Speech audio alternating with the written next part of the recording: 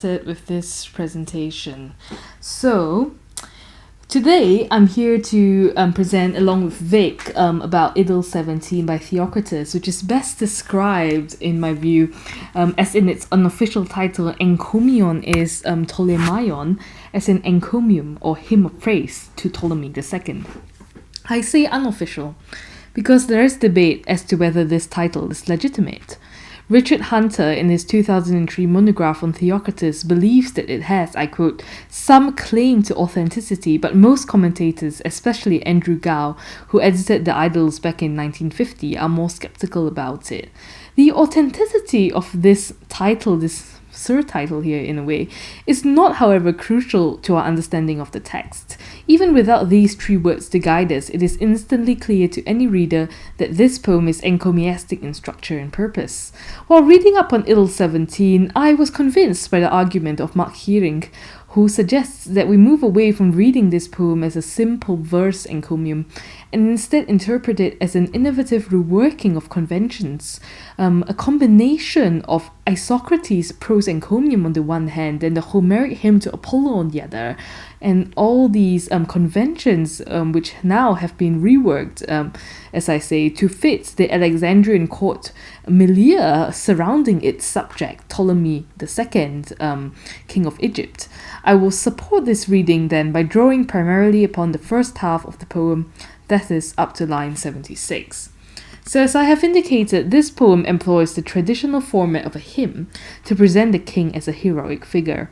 It centers upon conventional topics for praise, nature, by which I mean the nature of the subject, birth, lineage, deeds, inventions, but the beginning has the characteristics of a hymn, as I will demonstrate, and the poem as a whole meditates upon Ptolemy's relationship to heroic figures from the past, including Phoebus Apollo. Apart from looking at these stylistic issues, I will also think about the poetic devices in use in the first half of the poem and highlight what some scholars have said about individual points. Before I get into this nitty-gritty investigation, however, I want to ground what I'm about to say with some information about Ptolemy II and the Alexandrian court so as to demonstrate the why behind this poem. By which I mean, why did Theocritus write this hymn to Ptolemy at all? This coin is the closest we will get to a family photo of the Ptolemies. It is held now in the British Museum, and what you see here represents two sides of a single coin. The face on the left with the Greek inscription Theon of the gods is the obverse face of the coin, while that on the right here with the Greek inscription Adelphon of the siblings is the reverse face of the coin. The pair on the left, or should I say the obverse side, are Ptolemy II's parents, Ptolemy I here in the foreground, and Berenice the first, Berenike, in the background, and the pair on the right are Ptolemy II, the subject of our poem, this boy here, and his wife Arsinoe II. So intriguingly, the coin was minted sometime between 286 and 246 BC, so most likely during the reign of Ptolemy II, who ruled from 283 to 246 BC. I'm telling you all this then to emphasize that the self-presentation of the Ptolemies was deliberately and unashamedly meant to portray them as divine.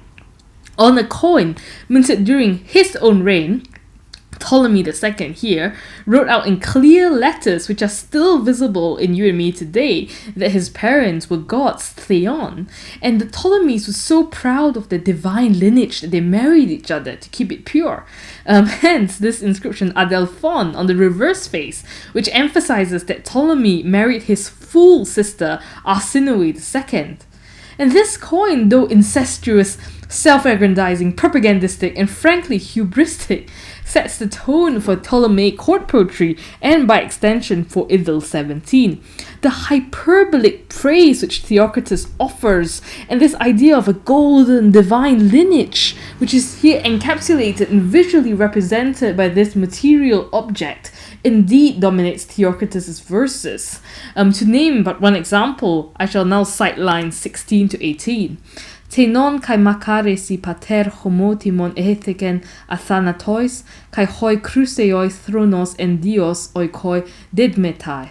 So the Father made him equal in honor even to the blessed immortals, and he has his own golden throne, golden, as you notice, in the house of Zeus.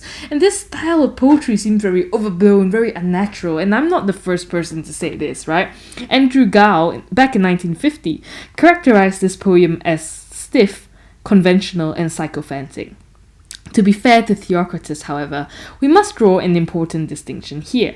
Theocritus did not write a stiff poem because he was not a capable poet, because as we have seen over the course of the term, he was more than capable of writing colourful and lively verses, but because he felt obliged to follow generic conventions.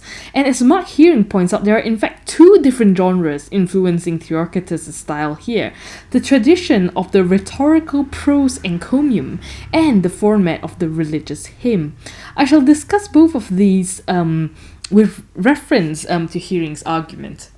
So traditionally, Isocrates is regarded as the inventor of the rhetorical prose encomium, with his encomium of the Greek king Eugaroras, which was written about a century before Theocritus' lifetime in 370 BC. In this work, Isocrates himself claims to be innovative in that he praises the virtues of a historical man in prose, rather than a mythological or religious figure.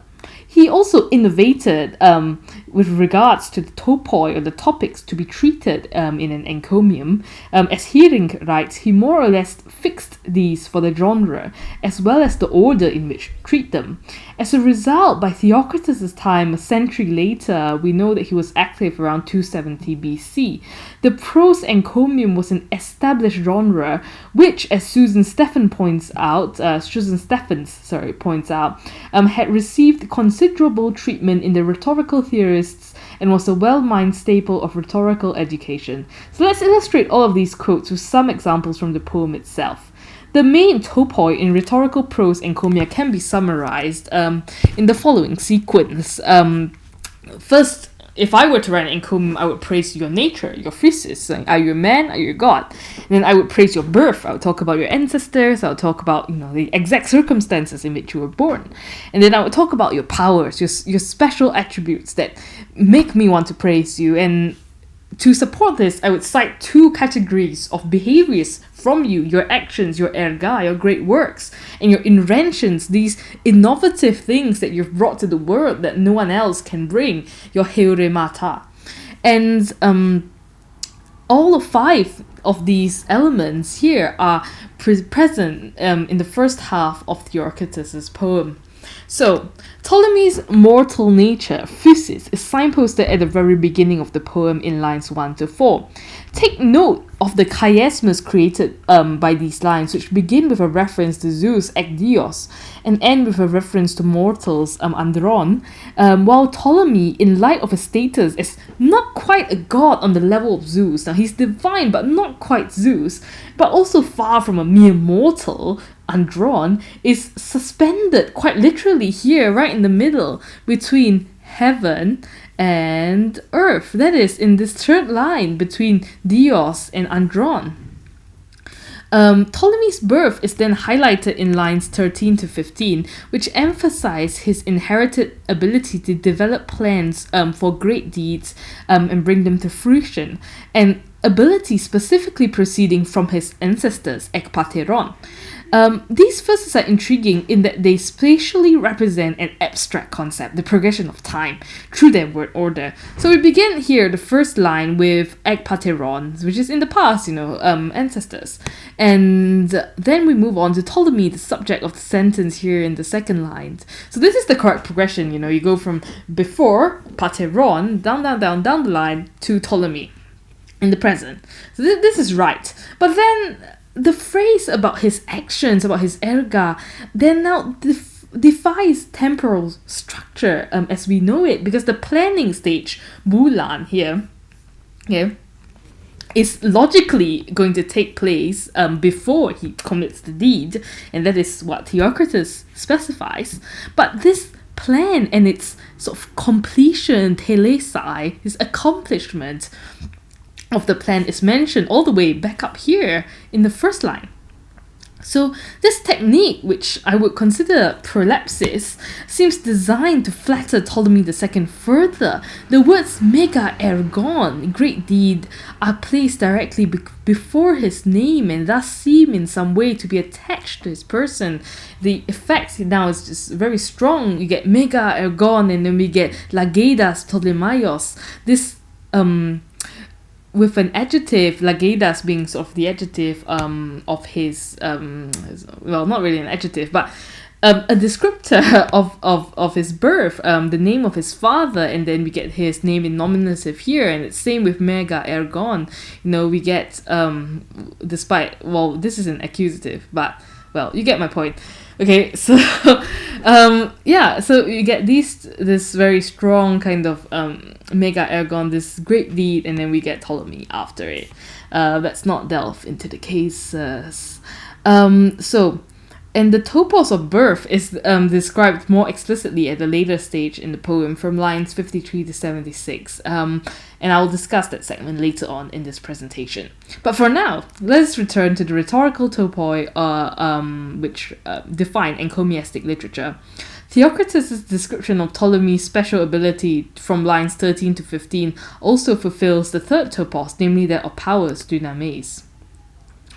Now, as a good king, as I have indicated, the topos of dynamis is usually supported through two secondary topoi, which concern the works, erga, and the inventions, heuremata, of the subject. For these, I would refer you to lines 77 to 114 of the poem, which endow Ptolemy with the specific erga and heuremata, which are most praiseworthy in kings, namely good administrative skills, primarily to do with the distribution of wealth, great acts of warfare and conquest, and the worship of the gods. I will leave this section to Vic, but just to illustrate my point, I cite the following verses. So, as a good king should, I'll just read it in English, he's most concerned to keep safe his ancestral lands, and he acquires more himself. Not that gold is piled up uselessly in his rich palace like the stores of worker ants. Much of it is in the glorious houses of the gods, since he constantly makes thank offerings and gives other gifts, and much of it has been granted to mighty kings, much to the cities, and much to his brave companions. So, through these examples, I hope to have demonstrated that Theocritus' Idyll 17 draws from the rhetorical conventions of the prose encomium as pioneered by Isocrates, and that the structure of this encomium then permeates the content of the poem. To quote from Heering, however, despite following some conventions, Idyll 17 is anything but conventional. No other hybrid poem combining the genres of the prose encomium and the Homeric hymn has come down to us from the Hellenistic age. So what then is this Homeric hymn that Heering is talking about? So by Homeric hymn, he refers to the Homeric hymn to Apollo, which is Homeric in two ways. First, it was falsely attributed to Homer in antiquity by numerous authors, beginning with Thucydides in Book 3, Chapter 104 of his History of the Peloponnesian War. Second, it is written in the same epic meter that is dactylic hexameter as the Iliad and Odyssey, and therefore Homeric not only in terms of its early misattribution, but also in terms of its format, and some would say its style. The main narrative of the hymn details how various islands were afraid to allow Leto, pregnant with Apollo and Artemis, to give birth on them, and how Delos, the only island, bravely offered her refuge in return for being honored by Apollo after he was born. This topos is reworked in Idyll 17. So Theocritus has the island of Kos, Ptolemy's birthplace, allegedly, make a similar speech of welcome to him, and in verses 64 to 70 he draws a direct parallel between Kos and Delos, and by extension plays up the similarities between Apollo and Ptolemy, and this again links back to what I said when we were looking at the coins, this idea of divine self-presentation and propaganda. I quote, Kos gave a joyful cry when she saw him. She took hold of the child with living hands and said, Blessed may you be, my boy, and may you honor me as much as Phoebus Apollo honored dark-circled Delos.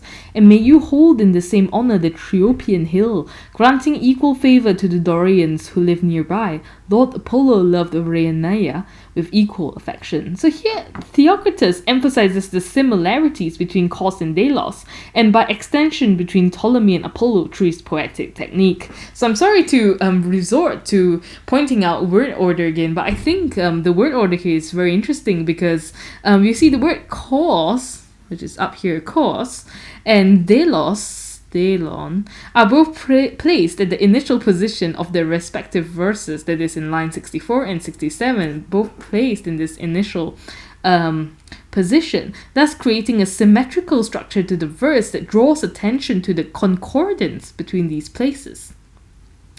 And what is more, the repetition of Aeson, the same in the final couplet, which qualifies the amounts of love that Ptolemy and Apollo exhibit or should exhibit to their respective birthplaces, underscores this parallel relationship between these figures.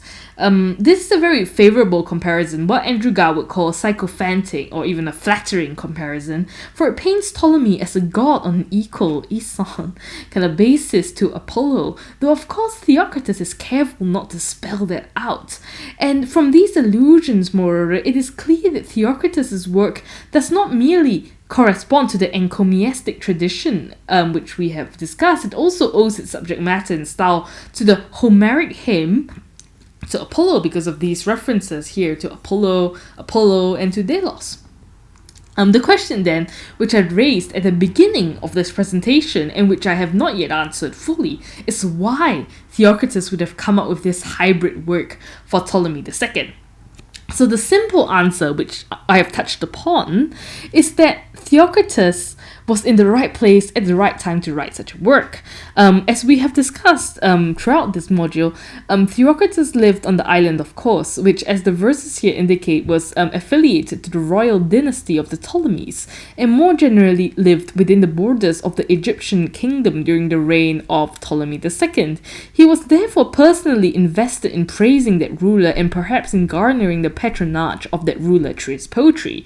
Richard Hunter, in his introduction, on the very first page of your green and yellow commentaries, concurs with this theory. He notes that explicit internal reference dates Idylls 14, 15, and 17 to the reign of Ptolemy Philadelphos, and the latter two poems, so 15 and 17, to the period of his marriage to Arsinoe. However, we must remember that Theocritus was a poet, not an official employee of the state. Hence, even though he had political and economic imperatives to praise Ptolemy, the direction which he takes as author should also be considered in terms of the literary value which it might add. And in this case, I would argue that Theocritus wrote an encomium/hymn to Ptolemy because harnessing these genres to deify mortal rulers was fashionable among the Hellenistic poets of his time. So Callimachus, Theocritus's approximate contemporary, wrote the hymn to Zeus, which likewise connects Ptolemy's kingship to divine sources and harnesses the sacred atmosphere of this hymn as a vehicle for praising Ptolemy. So I'm going to read again the English. But from Zeus come kings, for nothing is diviner than the kings of Zeus. Wherefore you, Zeus, did choose them for your own lot, and gave them cities to guard. And you did seat yourself in the high places of the cities, watching who ruled their people with crooked judgments, and who ruled otherwise. And you have bestowed upon them wealth and prosperity abundantly, unto all, but not in equal measure. One may well judge by our ruler, for he, Ptolemy, has cleanly outstripped all others.